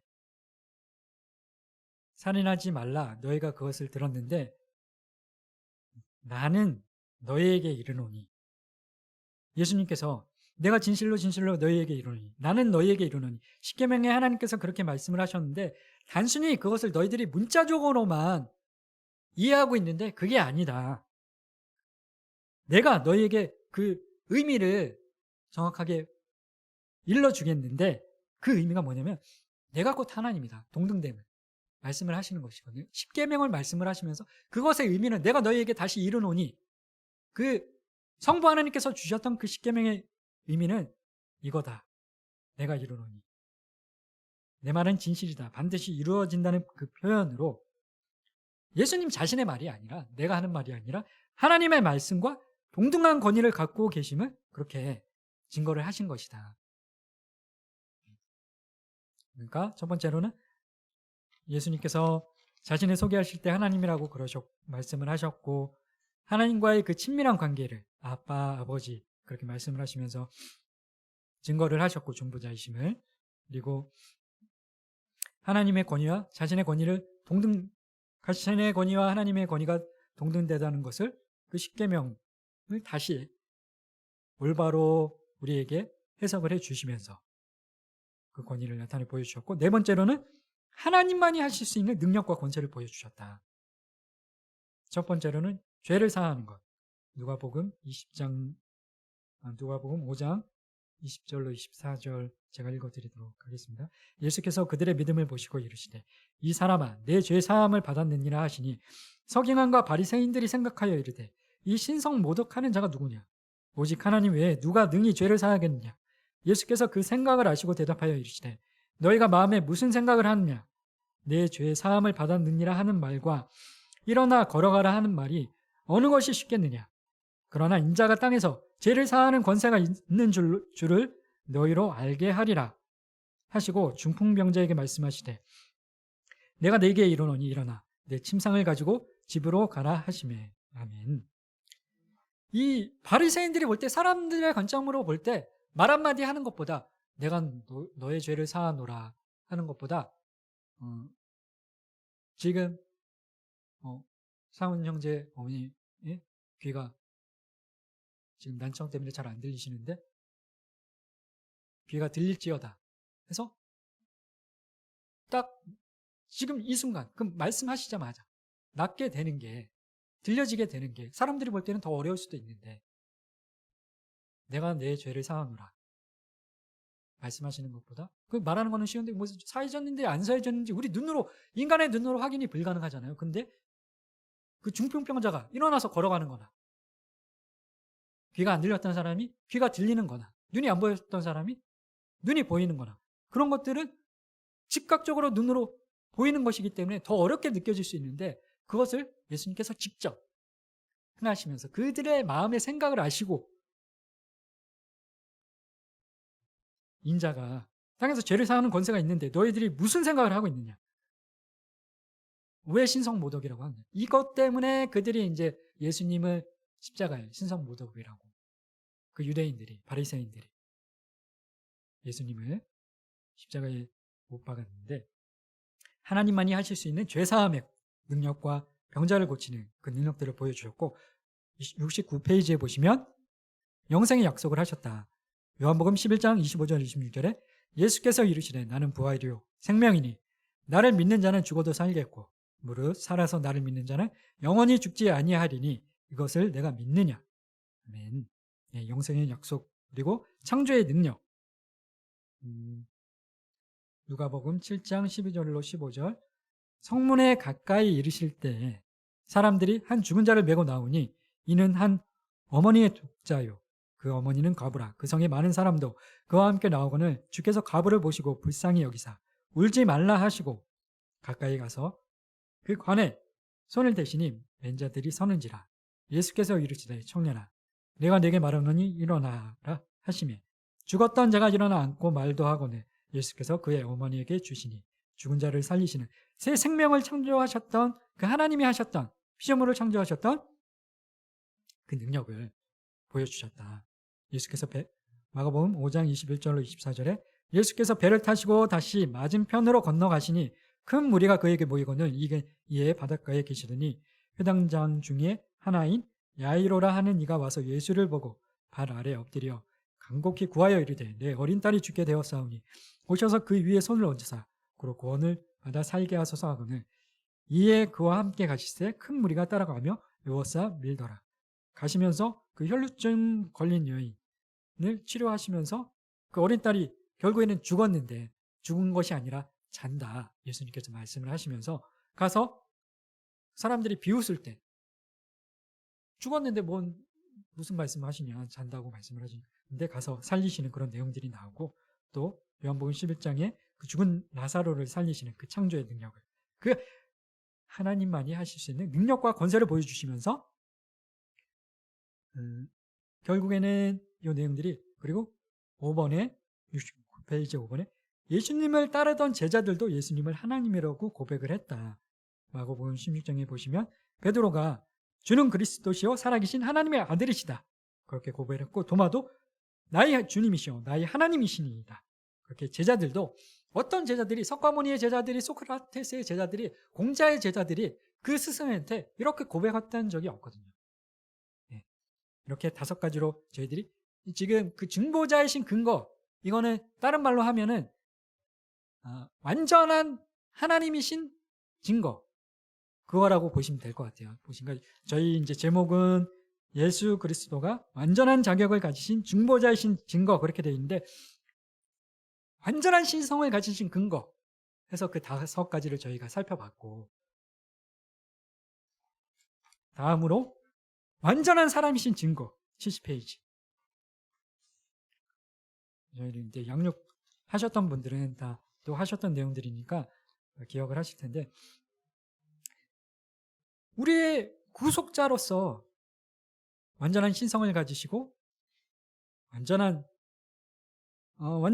하나님이시고 완전한 사람이셨는데, 그 증거에 대해서 하나님이신 증거는 앞에서 살펴봤고, 사람이신 증거, 예수님께서 완전한 사람이신 증거는 첫 번째로 인간과 똑같이 그냥 태어나신, 그냥 불수 이렇게 성인의 모습으로 나타나신 것이 아니라, 그리고 출산도 그냥 잉태하자마자 바로 출생하신 것이 아니라 동일하게 우리 인간과 마찬가지로 10달 동안 마리아의 그 자궁 안에 거기서 성장을 한 후에 태어나셨다. 그것이 누가복음 2장 5절로 7절에 그 약혼한 마리아와 함께 호적하러 올라가니 마리아가 이미 잉태하였더라.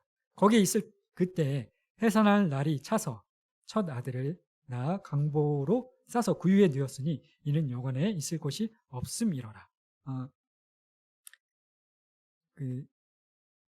마리아가 사가랴의 아내, 동일하게 그 요셉의 어머니 애를 배웠던, 찾아가지 않습니까? 그렇게 10달 배가 이제 만삭인 상태에서 찾아가는데, 지금 저희들이 2장 5절 7절에는 뭐 10달 그런 내용이 없는데 쭉 읽어보면 2장이 그런 내용들이 나온다, 그렇게 아시면 될 것 같고, 예수님은 몸만 인간이고 영혼은 하나님이신 것이 아니라 완전한 몸과 완전한 영혼을 가지고 계신 완전한 사람이셨다. 그리고 완전한 사람이신 증거 2번째는 인간이 느끼는 갈증, 배고픔, 피곤함, 그것들을 느끼셨고, 이제 요한복음 4장에 보시면 그 사마리아 여인을 만나서 물을 달라고 하시잖아요. 이제 목말라 하시면서 물을 달라고 하시고, 그리고 풍랑이 이는 그 배 안에서 제자들이 막 두려워 떨고 있을 때 예수님은 곤히 잠을 주무시고 계셨고, 인간이 느끼는 갈증, 피곤, 배고픔, 그런 것들을 동일하게 느끼셨을 뿐만, 그런 것들을 가지셨을 뿐만 아니라 죄에 대해서 동일하게 분노하시고, 우리 인간이 느끼는 것처럼 불쌍한 자들을 향한 연민과 사랑을 느끼시는 우리와 똑같은 희로애락을 가지고 계셨다. 그런데 완전한 그렇게 사람이셨지만 우리의 구속자가 되실 수 있는 이유는, 충분히 아까도 설명을 드렸던 것처럼 구약의 레위기의 제물로, 그 레위의 대제사장들이 이스라엘 백성들의 죄를 대속하기 위해서 번제, 속건제, 화제, 그런 것들을 드릴 때 드리는 그 어린 양, 흠없는 어린 양이어야 된다.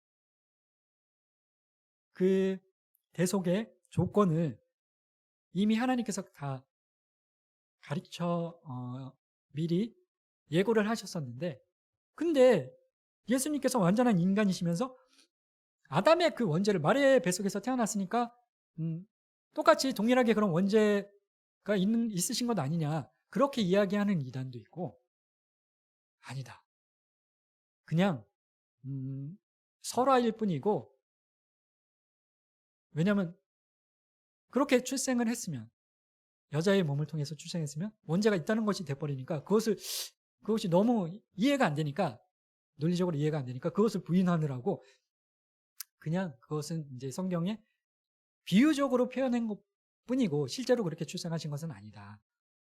뭐 그렇게 주장하는 이단들도 있고. 근데 그것이 아니라 완전한 인간이시고 몸뿐만 아니라 영혼까지 완전한 영혼과 완전한 몸을 가지신 완전한 인간이셨다. 근데 완전한 사람이셨지만 저희들이 그 17문에서 16문이었던가요? 그 원죄가 16문에 보면은 그 원죄가 우리 인류에게 어떻게 영향을 미쳤냐. 정상적인 출생 방법으로 태어난 모든 인류는 그래서 그 정상적이라는 표현이 들어가 있는 거거든요. 예수님께서는 그러니까 일반적인 출생 방법으로 태어난 모든 인류는 그 원죄를 그 유전성과 대변성 때문에 아담의 그 유전성과 대변성 때문에 원죄를 가지고 태어났는데 그 원죄로 비롯돼서 또 우리가 우리 스스로 죄를 선택해서 죄를 짓고 살아가게 되는데 그 죄의 나비의 효과로 고통과 아픔들을 겪고 살아가게 됩니다. 그래서 그 죄에 대한 경각심을 가지고 그 견고한 진들을 무너뜨리기 위해서 우리가 몸부림치며 거룩과 순결을 위해서 그렇게 다투며 살아가야 되는데 일반적인 정상적인 출생 방법으로 태어난 모든 인류는 그렇게 원죄를 가지고 태어났다. 그랬더니 이제 이단들이 그게 그럼 예수님이 죄가 없으셔야 되는데 그러면서 자신의 그 성경에 나와 있지 않은 다른 이야기들로 인간의 이성과 합리성을 주장하느라고 원죄가 있으셨다. 그렇게 주장하는 이단도 있고 비유다. 마리아의 뱃속에서 태어나신 것 그렇게 주장하는 사람들도 있는데 요한일서 3장 5절에 그가 우리 죄를 없애려고 나타나신 것을 너희가 아나니 그에게는 죄가 없느니라. 아멘. 이브리서 4장 5절에 또 다시 거기에 그들이 내 안식에 들어오지 못하리라 하였으니 밑에 보시면 그러므로 우리가 성경을 통해 믿고 있는 예수님은 앞에 저희들이 이번에서 살펴봤던 것처럼 증보자이신 증거 그것이 결국에는 하나님이 완전한 예수님이 완전한 하나님이신 증거였고 그 5가지 저희들이 살펴봤던 것들 하나님 스스로 하나님으로 예수님 스스로 하나님으로 말씀을 하셨고 그 친밀감을 또 증거를 아빠 아버지라고 누구도 그렇게 말했던 사람들이 없었는데 구약의 어떤 이스라엘 백성들도 하나님에 대해서 여호와 하나님에 대해서 성부 하나님에 대해서 아빠 아버지라고 불렀던 사람이 없었는데 오직 예수님께서 아빠 아버지라고 그 친밀감을 표현을 하셨고 그리고 세 번째로 하나님의 그 말씀과의 하나님의 말씀과 예수님 자신의 말씀과의 그 권위가 동등됨을 십계명을 다시 해석해 주시면서 더 강화된 십계명의 그 율법의 그 본연의 의미를 말씀해 주시면서 그 말씀의 권위의 동등함을 나타내 보여주셨었고 그 본연의 의미가 잘못된 것이 아니라 더 진짜 참된 진리인 것을 우리가 알지 않습니까? 간음도 그렇고 살인도 그렇고 나가라 바보라 하는 것만도 살인하는 것이고 그냥 문자적인 간음뿐만 아니라 육체적인 간음인 것이 아니라 십계명은 너희들 마음으로 눈으로 하는 것도 간음이다. 그게 더 정말 고차원적인 초월적인 진리 아닙니까? 문자적인 그 해석보다. 돌비에 쓰여진 그 십계명에는 그 구체적인 그 내용의 심연의 의미는 나타나 있지 않았었는데 예수님께서 하나님이 직접 오셔서 그 의미를 하도 인간이 오해하고 문자적으로만 율법주의적으로만 바리새인들이 그것을 지키려고 하니까 잘못 오해하고 살아가니까 그 본연의 의미를 말씀을 해주시면서 권위의 동등함을 나타내 보여주셨고 그리고 능력과 권세가 하나님과 동등함을 죄사함으로 죽은 자를 살리심으로 중풍병자를 고치심으로 보여주고 그 제자들이 또한 예수님께서 하나님이심을 증거를 하셨고 그 하나님이신 증거 완전한 하나님이신 증거 또 완전한 사람인 증거 10달 동안 우리와 똑같이 여자의 뱃속에 계셨고 인간이 느끼는 모든 피곤, 갈증, 고통을 느끼셨던 분이셨다. 그런데 죄는 없으셨다. 예수님이 71페이지에 완전한 예수님이 하나님이셔야 하는 이유 1번에 예수님이 하나님이셔야 우리에게 같이 읽어보도록 하겠습니다. 시작.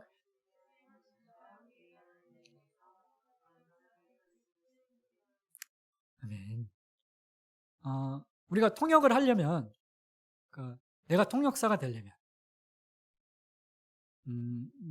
미국의 대통령이 왔는데 내가 통역사다.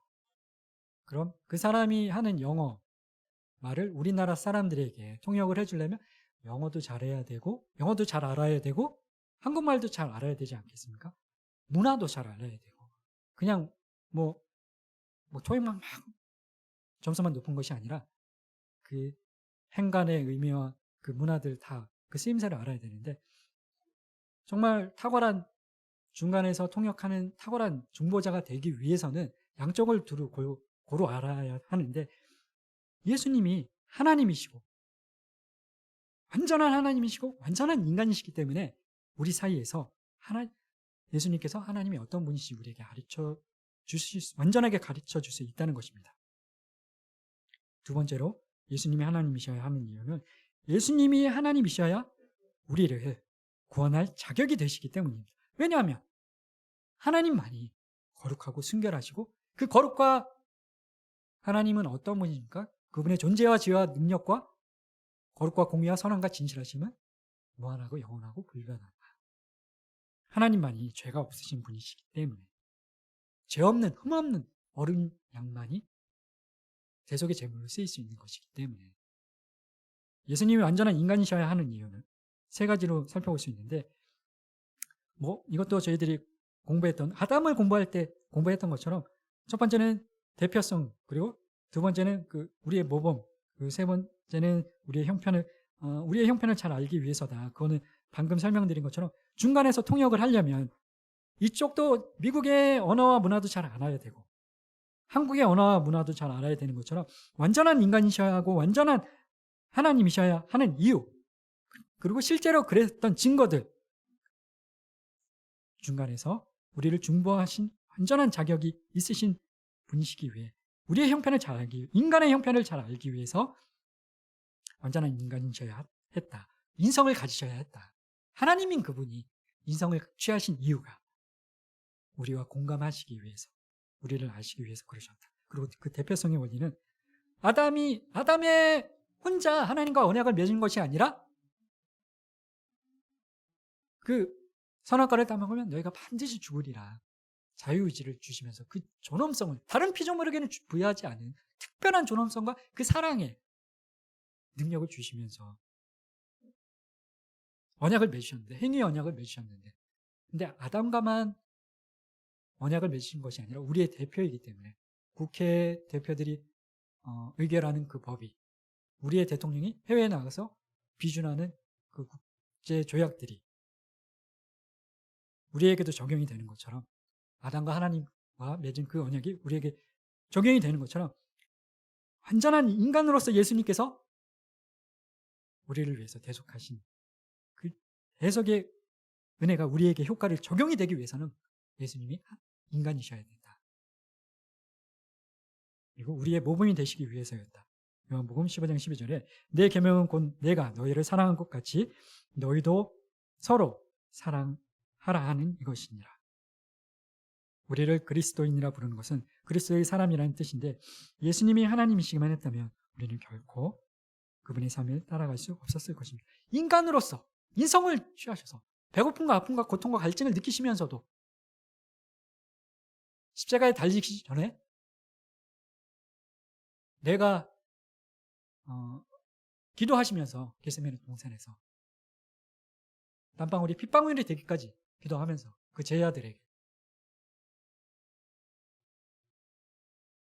내가 그 고통과 아픔을 제자들에게 표현을 하셨었는데, 그렇게 동일하게 인간이 느끼는 고통과 아픔들을 느끼셨던 분이 모범을 보여주셨기 때문에 동일한 우리 인간도 예수님의 그 본을 따라 거룩과 순결과 선한 일들, 서로 사랑하는 일들을 할 수 있다는 그 모범이 되시기 위해서 인간이 되셨다. 신이셔야 했던 이유, 완전한 하나님이셔야 하는 이유, 완전한 인간이셔야 하는 이유, 실제로 그냥 그 이유 때문에 그러신 것이 아니라 증거들이 또 있고, 원래 하나님이 완전한 신성을 가지고 계셨는데 인성을 취하셨던 이유가 우리를 구원하시기 위해서, 대표성의 그 원리 때문에 우리의 모범이 되시기 위해서 그러셨던 것을 기억을 하시고,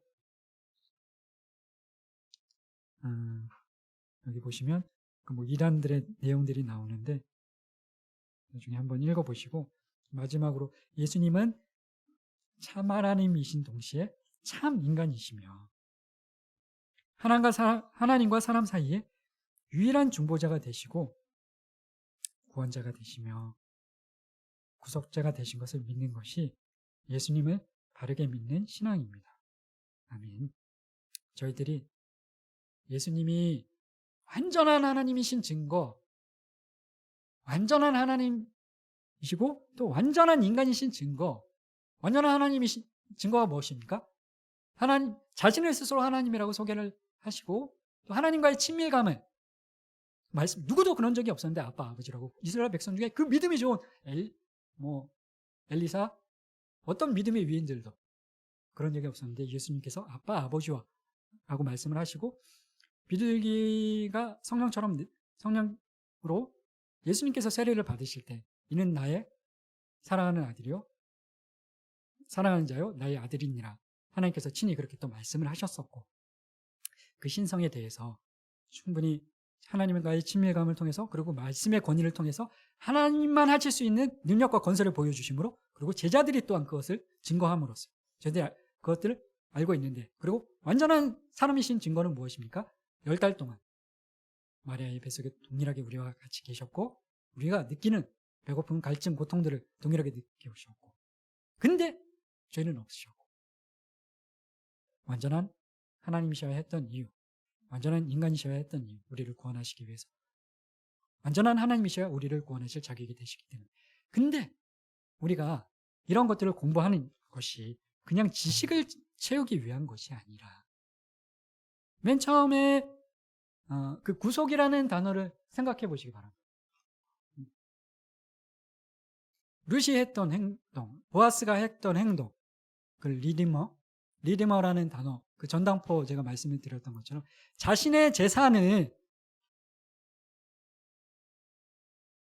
들여서 남의 땅의 소유권을 회복시켜주고 남의 가문에 대를 이어주는 그 일이 구속이라는 단어의 의미고 그리고 일반적으로는 되사오는 것, 되찾아오는 것. 제가 뭐 전당포에 이것을 맡겼으면 찾아오는데 제가 찾아오는 게 아니라 저희 아버지나 뭐 저를 사랑하는 사람이 저 대신에 자신의 돈을 들여서 찾아다주는 소유권을 회복시켜주는 그것인데 우리가 영적 전쟁 책에 보면 어떤 내용이 나오냐면 오늘 말씀과 관련해서 그 8장에 그 이제 나중에 여성분들은 공부하게 되실 텐데 무엇을 되찾아 주셨냐면 예수님께서 우리의 구속자로서 아까 말씀드렸던 사람을 어떻게 창조하셨습니까? 마지막에 그 말씀들이 지식과 남자와 여자로 창조하시되 지식과 의와 거룩이 있게 하시고 다른 모든 피조물을 다스리게 하셨다. 그 통치하는 권세를 하나님께서 우리에게 주셨는데 그 권세를 어떻게 했냐? 아까 선악과를 사단이 유혹했던 이유가 그 권세를 빼앗기 위해서 호시탐탐 노리면서 하와를 유혹해서 그렇게 뺏어왔는데 그 영적 전쟁 책에 보면 이렇게 기록이 되어 있습니다. 하나님께서는 분명히 우리에게 그 권세를 주셨거든요. 통치할 수 있는 그 권위를 주셨거든요.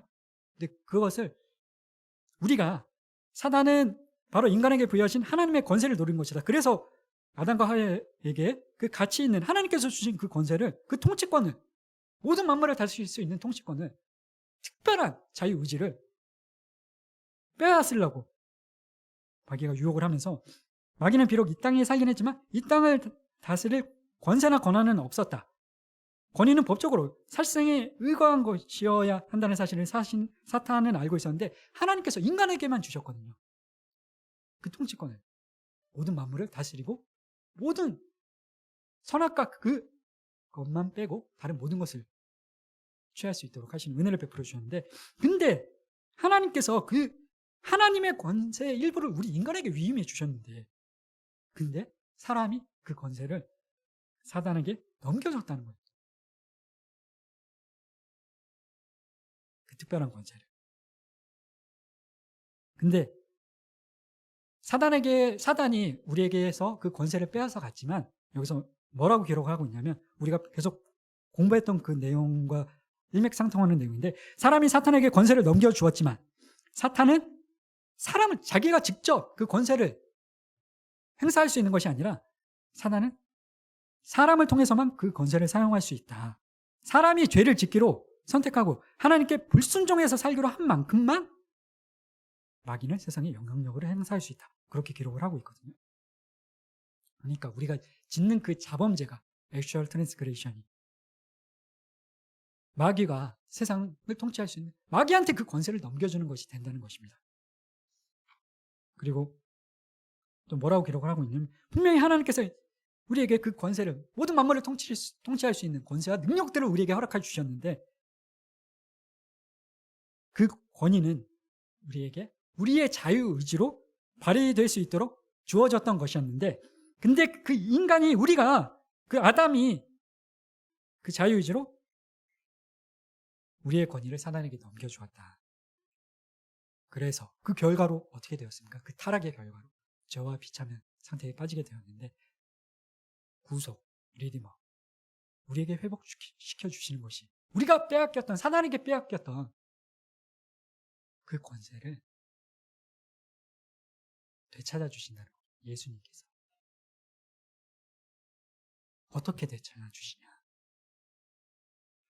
보아스가 그래했던 것처럼 다른 가까운 친족들이 그래했던 것처럼 자신의 재산이 아니라 살과 피와 자신의 가장 아끼는 여러분의 자녀를 다른 사람을 위해서 건네줄 수 있겠습니까? 사랑하는 자녀를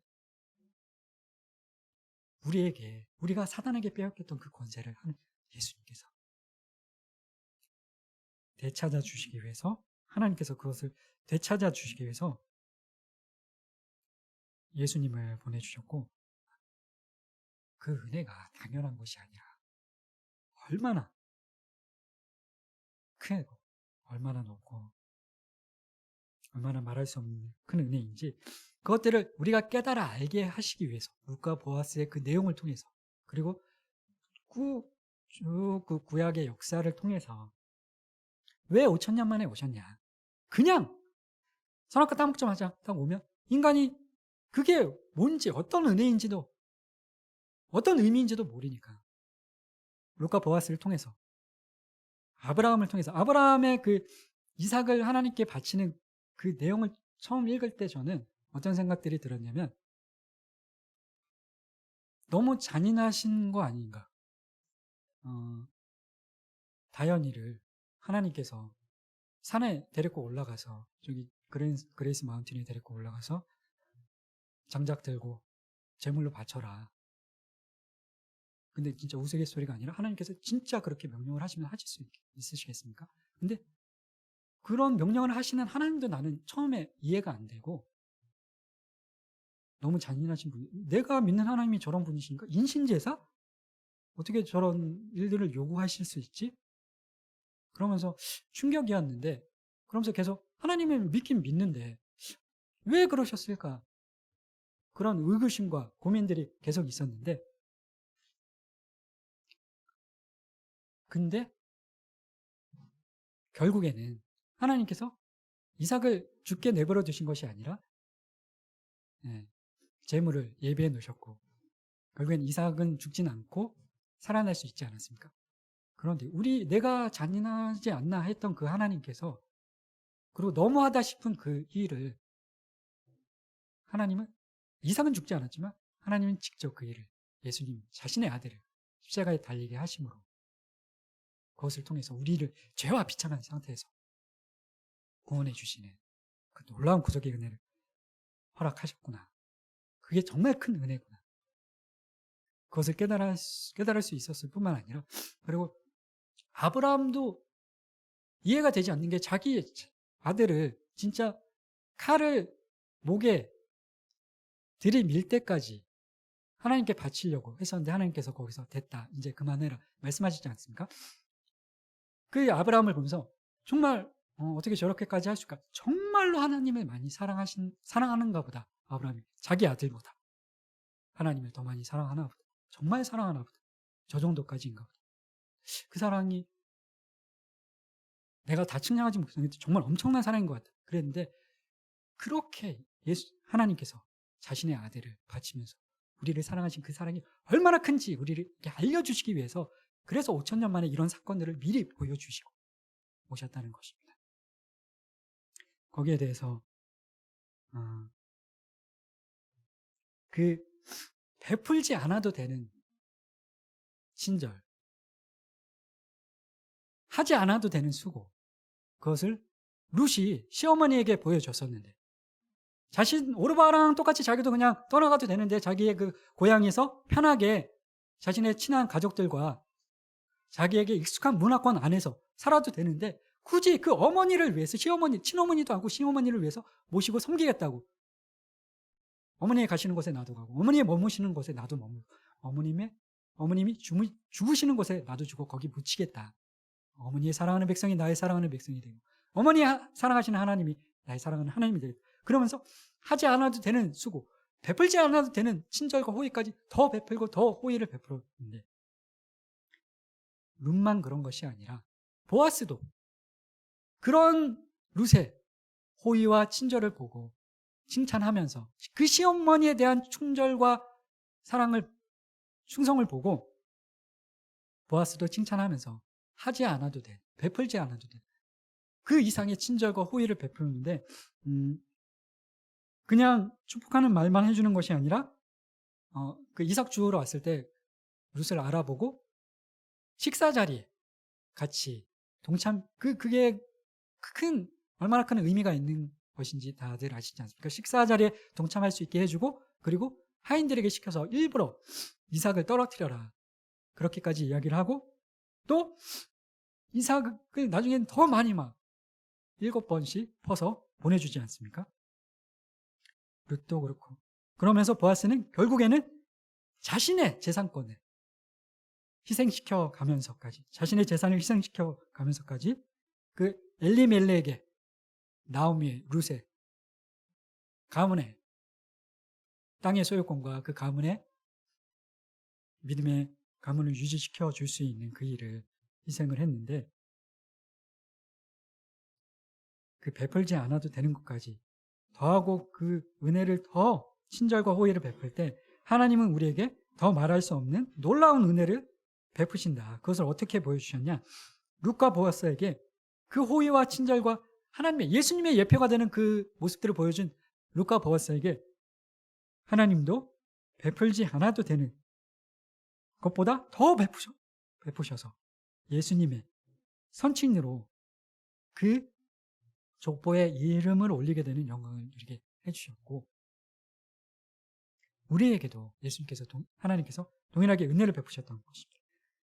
하나님은 우리를 죄와 비참의 상태에 다른 사람들처럼 그냥 계속 그대로 빠져있게 내버려 두실 수도 있었어요. 유기. 근데 우리를 특별히 선택하신 것을 하나님은 우리를 그냥 심판하셔도 됐었습니다. 우리에게 은혜를 베풀지 않아도 되셨는데도 불구하고 하지 않아도 되는 수고 예수님께서 오셔서 베풀지 않아도 되는 친절과 호의를 베푸시고 더 베푸셔서 그 아들 예수님을 보내셔서 우리를 그 사망의 심판에서 건져주신 은혜가 우리가 숨을 쉬고 이 땅을 살아가는 것이 우리가 걸어왔던 그 모든 순간들이 당연한 것이 아니라 얼마나 큰 은혜인지 기억을 하고 또 기억을 하시고 우리가 단순히 지식적으로 이 구속자 되신 예수님을 알기 위해서 공부하는 것이 아니라 하나님께서는 우리에게도 우리를 부르고 계십니다. 주영이 네가 한정숙 권사님 내가 또 룻과 보아스가 되어주지 않겠냐. 왜 재림을 늦추고 계실까요? 초림을 5,000년 동안 늦추고 계셨던 것처럼 우리를 통해서 그 예수님의 모습을 그 사랑의 은혜의 그 깊이와 하나님의 그 측량할 수 없는 그 은혜가 무엇인지 나를 위해서 너희들이 룻이 되어주고 너희들이 보아스가 되어서 너의 남편에게 내가 룻이 되어주고 너의 아내에게 내가 보아스가 되어주고 베풀지 그냥 당연한 것만 해주는 것이 아니라 해주고 더 해주고 하지 않아도 되는 수고까지 한 번 친절만 베풀고 끝이 아니라 베풀지 않아도 되는 호의와 친절과 은혜를 더 베풀고 더 베풀어서 우리 인간으로 오셔서 그 일을 하셨던 우리에게 모범이 되어주셨던 그 예수님의 모습을 믿지 않는 여러분의 가족들에게, 남편에게, 주위의 친구들에게, 직장의 동료들에게 그 하나님의 한량할 없는 은혜를, 그 당연한 것 아닌 은혜를, 그 측량할 수 없는 은혜를 나눠주시고 그 은혜와 감사가 더욱 극대화되는 삶을 통해서 하나님께 영광을 올려드리는 삶 사시기를 축복합니다.